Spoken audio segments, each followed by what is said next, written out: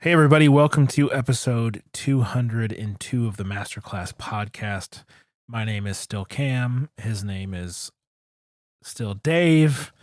We are still friends. All is something. All is something. Let's put it that way. It's episode 202. Dave, how are you, man? I'm all right. Yeah, I'm doing good. How are you? I got a puppy like 10 or 11 days ago. And let's just say my life has changed drastically since getting this puppy. I've had a child. I have a child. You've had dogs. And I've had dogs. I have never had a 3-month-old dog before. And holy poop piles, Batman. There's a lot of that going on in my house right now. And I'm grateful that 90% of it has been not on the one rug that I have. The rest of my house is either hardwood or linoleum in the kitchen and the bathroom, but hardwood everywhere else. And I have got an area rug in my family room. And I have since gated off the family room from the rest of the house so that no more accidents will be had on my rug, because that's much more difficult to clean up adequately and completely as opposed to on the nice, tiled floor in the kitchen, which is wipe up, spray, wipe up, and we're good to go. Yeah. But my goodness, Dave, it is a smelly, nasty mess over here. That sounds like fun. Yeah, I don't miss that. It's not fun, but he is a very cute little dog, and my daughter loves him. And I don't have to call him Bluey, which is what I thought I was going to have to call him. So, oh, really? So, okay, there is a kids cartoon on Disney Plus called Bluey, and it's made by the Australian BBC. And so it's honestly, of the shows that she watches, it's my favorite. It makes me laugh all the time. And like the episodes are like anywhere from like 6 to 10 minutes long. And it's a cartoon about a family of Australian cattle dogs, which is what my dog is an Australian cattle dog. Blue heelers and red heelers being the two main types of cattle dogs. And so the family is a mom is a red heeler, the dad is a blue heeler, and then 2 daughters. One is a blue heeler, one's a red heeler, and the main character is the older daughter, Bluey. And so when we got the dog, I was like, she's going to want to name it Bluey. And I'm going to be stuck calling this dog Bluey for the next 12 to 16 years, which is their average life expectancy, right? Which the terrifying part of that is my daughter's 5 now. So if this dog makes it bare minimum 12 years, she'll be a senior in high school when this thing, passes away. Or she could be 21. Yeah. So, which is terrifying because that would make me 51. Which is not bad. Okay, I appreciate that, Dave. Thank you. Thank you. But it's just weird to think that like this was not a decision I took very long to make, and the consequences of that decision could live a decade to a decade and a half, barring something, tragic or unforeseen happening. And so I was like, I really do not want to have to call this dog Bluey as a 50-year-old man. Not as a 35-year-old man, but certainly not then. And so I got the dog while my daughter was away, and she came home, and I, like you would think that I would have thought to record it, being the camera guy that I am, but I didn't even think about it. One of my friends was like, you need to record that and send it to me. She's a mom of 5, and she's like, I need to see, and she loves dogs. She has 5 kids and 3 dogs. Wow. That's how you know you're a dog person. You have 5, and the oldest one is 13. So they have 5 kids between like 4 and 13, and 3 dogs. So she's a total dog person. And she's the one that told me I needed to record it. I was like, wow, I'm such a bad parent. I didn't even think about it. But I was able to get the whole thing on video. Good. And I was like, well, what should we call the dog? And she goes, I want to call it Bluey. I was like, oh no. She really did. She said that. And then she goes, oh, but Bluey's a girl's name, and he's a boy. Oh. So I want to call him Max. And I was like, done. Got it on video. The dog's name is Max. We agreed. We have made a pact. This dog's name is Max. And not after Max Verstappen. But yeah. That's funny. So he is both the bane of my existence and a little bit of joy each day. So I'm hoping that trends more towards joy as he learns, just gets older and he's not a baby anymore. Cause he is a good dog. Like I live on a very, very, very busy corner and I leave his leash on, but I'm able to not hold the leash, and he doesn't run. He actually tries. He's nice. A cattle dog, so he actually tries to herd Kennedy. Like she'll be running, and he'll nip at her legs and like try and cut her off at the pass to keep her close. Which as I mentioned, my old dog Linus was a Lab Great Dane mix, and that dude ran. I mean, when we lived in the same subdivision, he would get out and just run, and then wait at the end of the block for you, and then just run. This dog just stays close.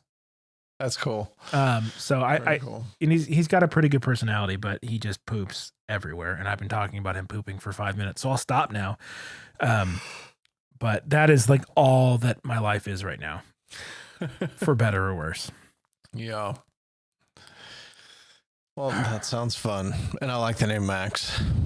Yeah, it's a good name. I wanted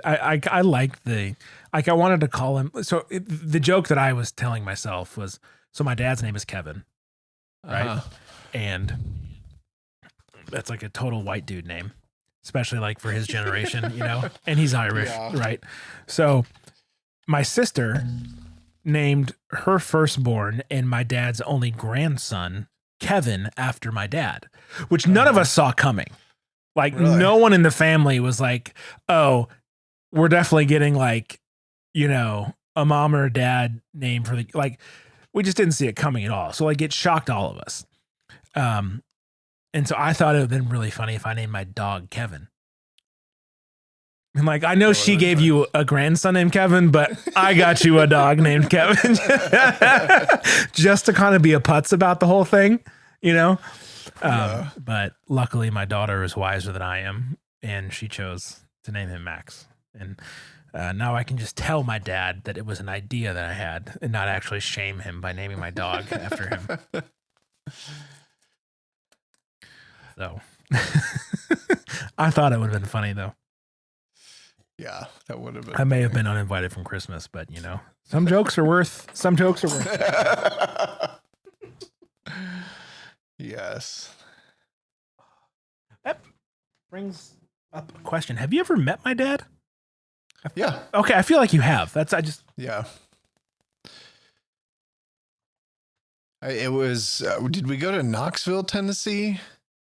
Oh no! It was was it the youth conference that we went to? Yeah. We drove. Oh, yeah. It was me, you, and Penny. Remember when the gas got down to like empty, yes, and we wanted to see how. Oh my gosh! Holy cow! That's bringing back some memories. That would have been because it was just me, you, and Penny, right? The three of us. Yeah. Okay. That wasn't Indianapolis because Indianapolis was me and Travis. And I want to say it was Knoxville. It might have been. No, it might have been Nashville. Nashville. It was somewhere in Tennessee, I thought. So maybe. I don't know. Yeah, I know that I went to one. It wasn't. Was it Indy? Did we go to Louisville? It was Louisville. That's right. Yeah. Because I did another one with Indy, and that's when Travis came with me on that one. I think it was Travis and Penny, and then you and me it was Louisville, right? Yeah. Oh man, another lifetime, another life. Yeah, it was, wasn't it? Holy cow! Yeah, you had all your kids at home still. I didn't have a kid yet. I was a youth pastor the first time. Oh man. Yeah. Conferences happened because COVID wasn't a thing. Yes. Goodness gracious. All right. Well, so okay, you have met him. I just, for some reason, couldn't recall that. Yeah. Good old Kevin Brennan. Oh. Yeah, right. I don't know if he even told you. We talked on the phone a while back. Yeah, he called me he texted me and asked for your phone number. And I was like, why? And that was a little weird too, because I was like, my media is like, oh, what happened to Cam? Like, why is his dad calling me? He is how do I say this seriously? He is a very kind person. Oh yeah. Like he would send us letters in the mail when we were in middle school and high school so that we could get mail. And, you know, and like just instead of, you know, like he would tell us, but then he would also write it in a letter and then mail it to us at the house that we lived in with him, you know. And he still sends cards to me and Kennedy separately. St. Patrick's Day, Valentine's Day, like all that sort of, you know, like everything. And there was the one that he sent for Easter was it was Jesus dying eggs, and it said Jesus DYED died for your sins. And inside of it, in parentheses, you put your mother only claims this card if you find it humorous. So the reason because I asked him, I was like, why do you want Dave's number? He's like, well, I wanted just to thank him for being such a good friend to you. And I was like, oh, okay. You're just a better human than me all around. Yes, you can have his number. Go tell him thank you. That's funny. Not that I feel like I should be sharing this with the whole world, but it's too late. So he's just a good dude. Yeah. So he did do that, but there's a family from up there that's moving to our area that has a special needs child. I forgot about that part. Yes. Yeah. He wanted to get your input on. Yeah. And so I did have a conversation with them and then actually forward them on to a person that Melissa and I used when we were making a decision about where we talked to Susan about it. So I forwarded them on to Susan and said, she actually can answer your questions better than I can. So awesome. Yeah. I forgot about that part of the conversation. That's cool. Well, thank you for doing that. Yeah. No, it was a wonderful conversation. So yeah, he's all right. We'll keep him. Yep. All right. Well, Hebrews. We're going to finish. We're going to finish it, Dave. We're at the end. Yeah. We have. I feel like there should be some sad like music there, but it hasn't been sad. It's been wonderful. Hebrews is, man, what a rich book. Yeah.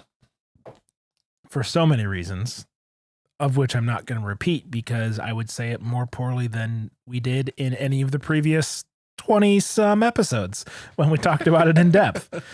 So if you want to know why we think Hebrews is good, go re-listen to the last couple episodes. Yeah. But it's, I'm trying to think. We've done Matthew.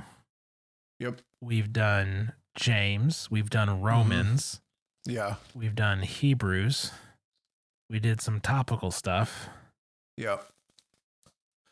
And those are the four. Those are the four books we did. We did Matthew. And we didn't even start at the beginning. No, we started after. Yeah, like after Jesus, right when Jesus started his Attitude, ministry. Yeah, the end of chapter 4. And then we did James, right? And then we did Romans, and then we did Hebrews. That sounds right. Yep. And we will tell you what we're doing next later on.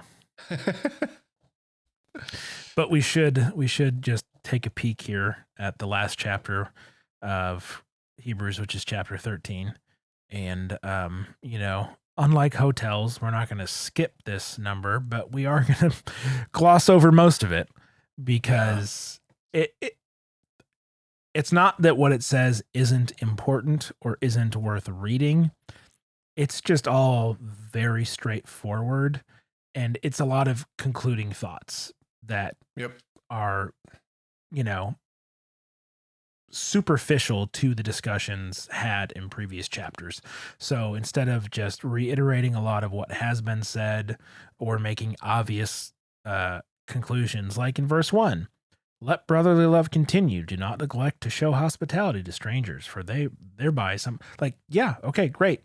Show brotherly love, show hospitality, remember those that are in prison, honor your marriages, don't be sexually immoral. Like these are all things that we would just say, yes, right. Agreed. Here.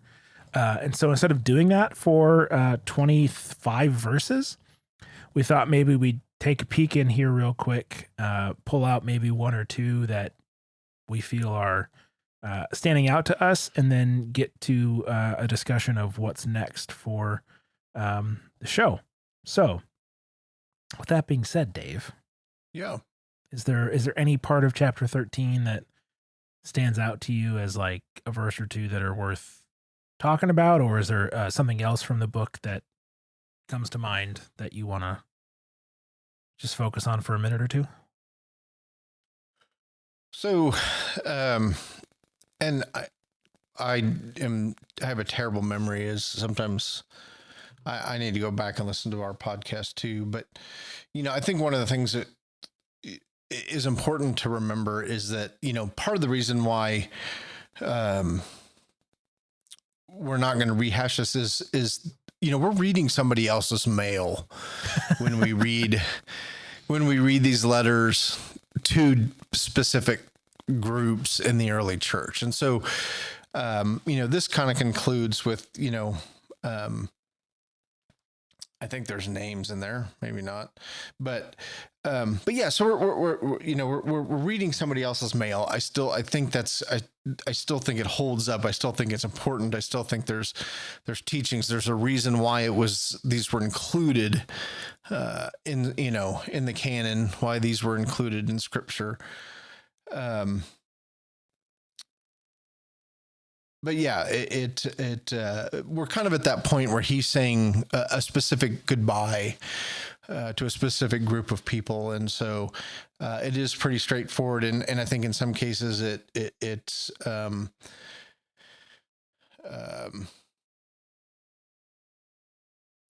it is, I don't know what it is. I'm losing my train of thought, but anyway, I'll leave it at that. It's a specific goodbye to a specific group of people. And so I think that's one of the reasons why we don't need to totally rehash that. But as you and I were talking earlier, and I'll actually give you credit for this, is we talked about verse 8. And that being Jesus Christ is the same yesterday and today and forever. And then I even think the next part of that is a little bit important too. And it says, do not be led away by diverse and strange teachings, for it is good for the heart to be strengthened by grace. And then not by foods which have not benefited those devoted to them. But yeah, it amazes me that Christianity has existed for as long as it has. Yeah.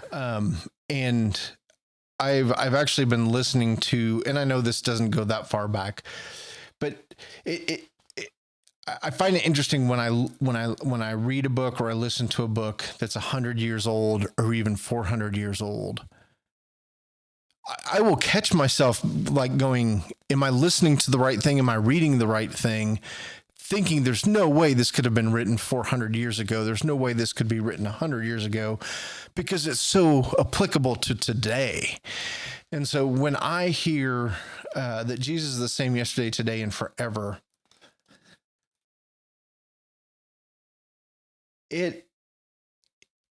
again, 400 years is nothing compared to human history, but the things that we're dealing with today, even with technology, even with the stuff that's going on, it's not that different. In fact, it's spot on compared to what Christians were dealing with 100 years ago, 400 years ago. And things like pride and ego. And I'm even surprised at how frequently finances and just trusting God for provision is in there. And so, yeah, that is the takeaway for me of kind of giving it a little bit of a, not so much a sidebar, but just a little bit of a tangent there is, he's consistent in who he is, and our situation as sinners, as human beings, we think we're so unique, we're so special in the age that we live. And it's like, no, it's exactly the same thing. And so, I guess, so what I'm saying is we haven't changed all that much. And I don't want to lessen the fact that, you know, God is immutable. He is who he is. But I'll just say this. It's just very reassuring, that Christianity has existed for as long as it has. You know, you can visit the tomb of every other religious leader. And you cannot do that with Jesus. So that's my thought on that. Yeah. So there's something, I'm trying to figure out how I want to say this, right? Like you talked about the immutability of God. Holy cow, that word should not be that hard to say. It's only like 8 letters. Immutability of God. But I think there's also something to be said for, and not in a good way, the consistency in which sin works, the ways in which it works. Like you talked about pride, right? And ego and selfishness and finance. Like Satan is not coming up with new tricks, right? He found the ones that work, and he's been playing that same song longer than any band around, right? Yeah. He was AC/DC before he's like the same 4 songs for 10 albums, right? Like he figured out the formula early on of how to get us to stray from God and how to do so easily. And I think there's something to be said about the consistency in the ways that we fail to honor God. Mm-hmm. And you would think that if the problems were that consistent, we'd have come up with a solution by now, because we're really good at coming up with solutions to solve consistent problems, right? Yeah. You know, and there's also the recency bias, right? We're smarter than the Romans of 400, AD were. Why? Yeah. Well, because we made the iPhone. I didn't make the iPhone. Steve Jobs and a bunch of engineers made the iPhone. I didn't make the iPhone, right? But because we have this, the technology and the medicine, we're somehow better than those people. Well, they were cutting edge their day too. No one else was building roads the way they were building, or palaces the way that they were building, or the Egyptians before them, or the Greek. Like, there's this whole idea that because we have technology and medicine better than what they had, that we're somehow more evolved human beings. No. And we have the exact same base problems. Satan hasn't had to change his strategy ever. It doesn't matter how much technology or civilization or culture or, universal, whatever you throw on top of it. We're all still, to your point, we haven't changed all that much. We just look different. From how we dress, to how we live, to how we eat, to how we travel, but the same problems still persist. So like the other way I look at it is, I grew up in a town called Grosse Pointe in Michigan. And if you've seen the movie Grosse Pointe Blank, that's named after that town. It wasn't filmed there. It was filmed in California, but they did such a good job that it fooled me. I watched it and was like, wow, I don't recognize these houses, but this looks exactly like where I grew up. Like down to the street signs. They mimicked the street signs because they're a very unique style. Like they did a very good job of making it look like it was shot there. And they only shot very basic, like scenic shots, and everything else was filmed in California. Anyways, the point is that Grosse Pointe is a very well-to-do suburb of Detroit.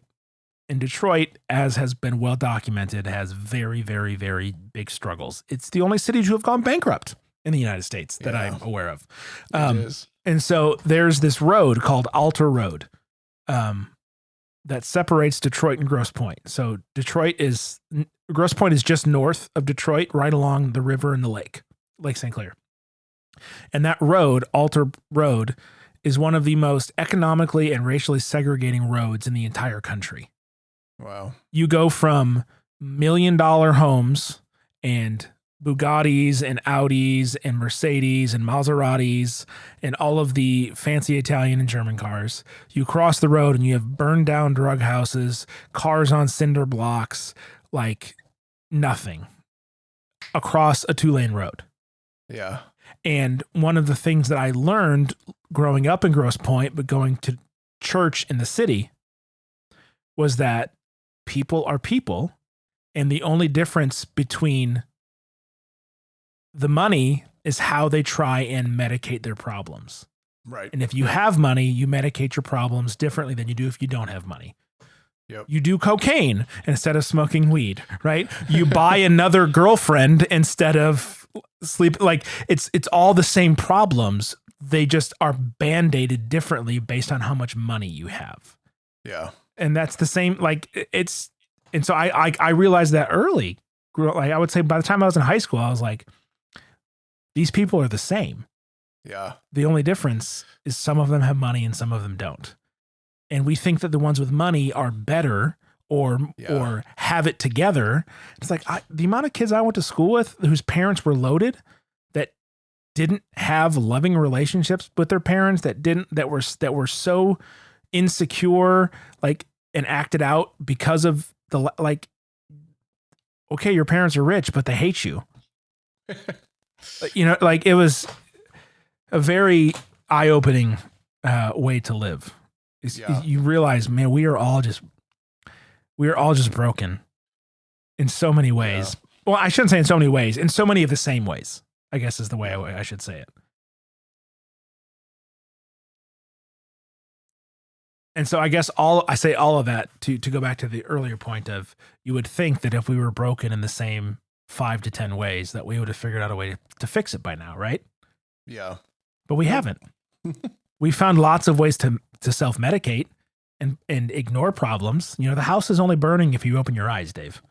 If you keep them shut, there's no fire.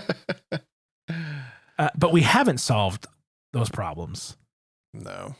And that is indicative to me of the truth of Scripture. We cannot solve that problem. We fundamentally are incapable. We know the problem exists. We've known the problem has existed for millennia. Yeah. And yet the same problem that existed when Adam and Eve ate the fruit of the tree exists today. Mm-hmm. And we are no closer to solving it on our own. Which lends me to one of two conclusions. Either the Bible is true and Jesus is the only one that can solve that problem, or we're so broken that we made up a story of someone who can do it for us because we can't do it ourselves. And so we have to make up this idea of somebody who can. Those are the only two conclusions I think that you can come to on that. Right. I think. I just had this thought, so I could be wrong. But like, it's either totally made up to make us feel better, or it's true. Right. And that is what people have to decide.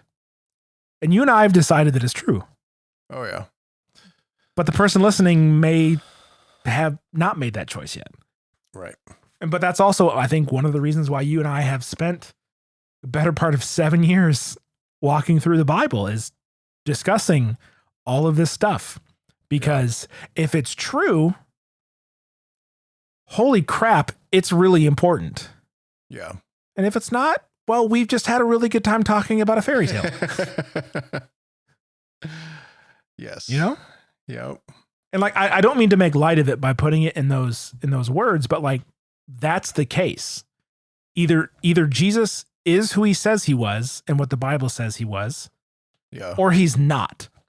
Those are the options. Yeah. And if he's not, well, when we die, we won't know because we'll cease to exist. Yeah. But if he is, you know, I'd choose Team Jesus. And not out of fear or anything like that, but like, I mean, I feel like I'm totally on a tangent now, but like, if you read Scripture and take Jesus for who he says he is, you want to be on his side. Right. Who wouldn't want to be? Yeah. Well, and I mean, I'll even throw in that if you take into consideration other world religions, they at least give you some, like, you get honorable mention for being a Christian. You know, you at least have some sense of, you know, it's not all about me, that there's something bigger, more important than me. And so, you know, if I get reincarnated, well, at least I'm headed in the right direction than being an evil, bad person. And I say that tongue in cheek. I do not believe that at all. But Yeah. So, yeah. All right. Well, that was somewhat about Hebrews. No, and I mean, it really did just sum up for me. I think, like you said, there's a reason why we choose to believe what we believe and where we're at. And certainly there are the intangibles, the things that you can't explain. And that's part of the reason why we talk about having faith. But yeah, I'm pretty comfortable with landing and summing up Hebrews with, we're all a bunch of sinners. And well, like you said, we haven't figured it out yet. You know, we haven't, and we need Jesus. We need a savior. And that's pretty much what Hebrews is about, is this awesome God that we serve. And so, yeah. All right. I wish I had a gavel sound effect so we could. Hebrews is closed. But if Hebrews is closed, Dave, yeah, that means that something is next. Yeah, and you and I have not discussed this. Well, we have discussed the idea. We haven't of made something. a decision. Yeah, but yeah, no. So the we're gonna kind of pull the curtain back and show you how the sausage is made here, folks. Yeah, we had the thought of, what if we decided to, instead of reading or working through a book of the Bible, we worked through a book not of the Bible, not because it's on par with the Bible, but because we just wanted to shake it up a bit. It has been 7 years. yeah. So I feel like we've earned the right to it's say, our sabbatical, right? Yeah, exactly. We're take a 7-year sabbatical. Exactly. Yes, the year of Jubilee. Jubilee. Could you imagine what a full year of Jubilee? You're not allowed to have a bad day, Dave. I don't care if it's Monday. It's the year of Jubilee. Be happy. No, but we thought it would be fun and a change of pace to read through obviously a theologically based book, be it a study or just a book, but written by a pastor or a Christian scholar or a theologian, that would just allow us to engage with Scripture in a different way than we have been doing. And I'm sure we'll wind up back in the Bible, because that is, of course, the primary source of what we believe and what we believe truth is based on. But why not try and just do something different and maybe engage our audience in a different way, and you guys would be able to read along, maybe a book by an author that you haven't read before. So we don't know what book we're going to read or who wrote it, but hey, that's what we're going to figure out. So, Dave, do you have any ideas you want to throw in the ring here? We could do like a Royal Rumble style entry. So, my initial thought was to do Dallas Willard because of the beginning with where we came with Masterclass. Yeah. And that makes me so sad, because I was about to make a joke. I was like, we should read a book by a dead person. Oh no. Was the joke I was going to make. And that reminded me that Dallas has passed, and that makes me sad because I never got to meet him. So now I'm actually mad at myself for thinking that, because now I'm sad. Yeah. So would your recommendation be Divine Conspiracy or a different one of his books? So if I was going to recommend a Dallas Willard book, I think I would go with Hearing God. I think I think Divine Conspiracy, we could spend 7 years discussing on that book alone. Yeah. Divine Conspiracy, and not that it's more in depth than the Bible is, but it's a lot more pages than a book of the Bible. So hearing God was a thought that I had. If we wanted to, anyway. So yeah, I'll just leave it at that. What about you? That's I have it. I haven't read it yet because it kind of terrifies me, which means it's a good suggestion. Let me pull up my library real quick. I was thinking of a book.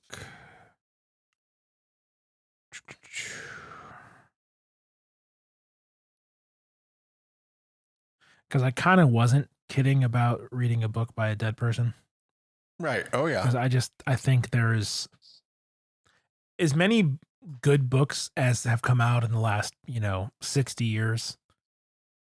I think we have. It's really easy to just I'm just going to read Tim Keller's next book, and I love Tim Keller, big fan.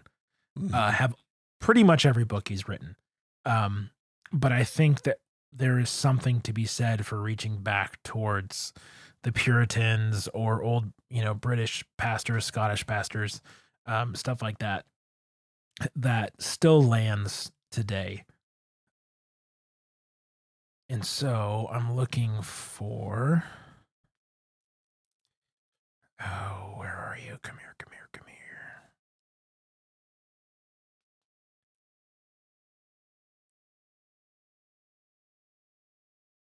You could do The Heritage of Anglican Theology by J.I. Packer. Just kidding. I won't force you to read that. I'm looking for. So I've got two suggestions. One is The Expulsive Power of a New Affection by Thomas Chalmers. Or, wait for it.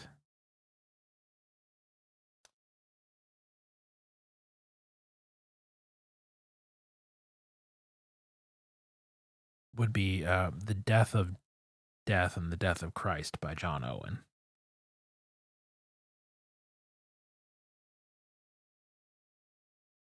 Would be my two suggestions that I can think of right now. Mm-hmm. Thomas Chalmers was a Scottish Presbyterian minister who served most of his life at St. John's Parish in Glasgow. I'm not sure why I did that, but there it is.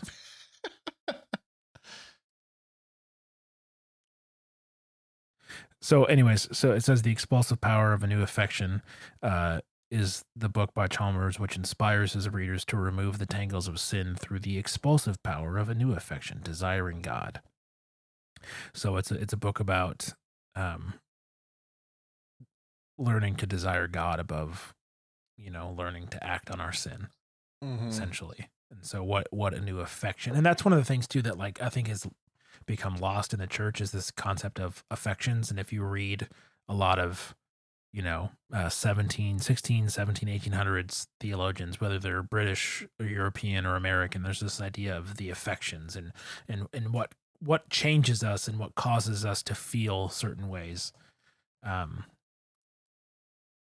So any Huskies, those are my two. Okay. But I'm totally open to the Willard book too, because like I said, I've heard it and I have it and I haven't read it because I'm scared.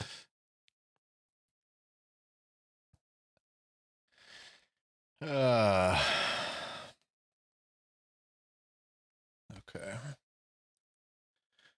So yeah, then my other thought was I was thinking C.S. Lewis.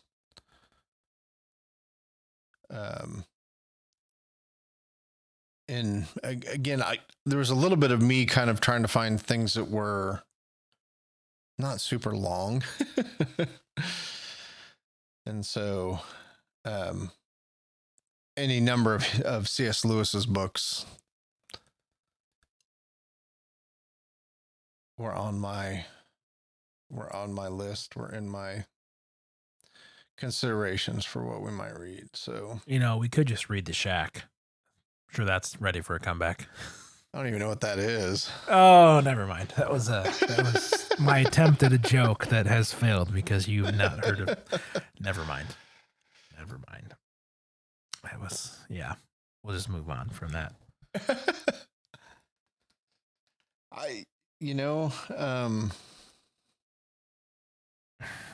Yeah. Or we could read, what's the other one? Oh my gosh.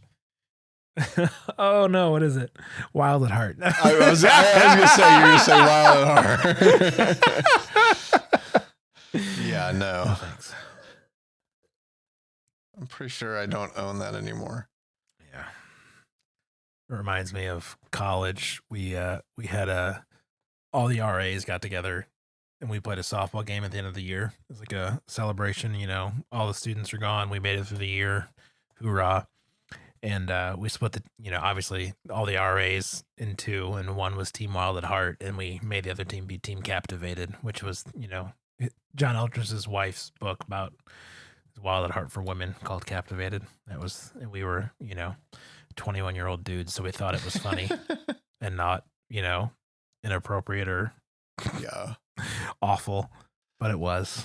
Yeah. But hey, 21-year-old dudes are generally pretty stupid. So, mm-hmm. So I'm actually really intrigued by the explosive power of a new affection. So I don't know how attached or how much you were interested in that, or I'm just throwing it out there. It's one that appeals to me for a number of reasons, and I haven't read yet. But I will let you make the decision. Let's do that one. Explosive Power of New Affections by Thomas Chalmers. All right, folks, you heard it here. This is how decisions are made. We throw ideas out there, and then I let Dave decide because he's in charge. No, I'm not. I know I introduced the show, but he's the one that's in charge. That's how this goes. Whatever. No, I like that. I like that. I like that suggestion. So cool. And I have not read it. I have not. Yeah. So nor have I. So I'm hoping that my my dead Scottish ancestor of some sort is. He's probably not my ancestor, but who knows? Maybe he dated my great great grandma, because my grandparents are from Glasgow. There you go. And that's where he taught. So maybe, when he was a wee 16-year-old, my great great grandma caught his eye. That's a weird thing to say. I should shut up. I should just stop talking. I don't know how to recover from this. But anyways, yeah, so we're going to read The Explosive Power of a New Affection by Thomas Chalmers for the... And I think I said explosive. You did say explosive. I let it slide. Because, maybe it's explosive and expulsive. It can be both, right? It is a new affection. It probably has many ways of changing a person. But yeah, wow. Well, expulsive power. Expulsive, yes. All right. So that's what we're going to do next. So yeah, if you want to read along with us, find yourself a copy. I got mine on crossway.org. This is not a sponsored episode or an ad. I just happen to enjoy their stuff. But you can find it on Amazon or Audible or probably, I don't know, not at Barnes & Noble. I can guarantee you that.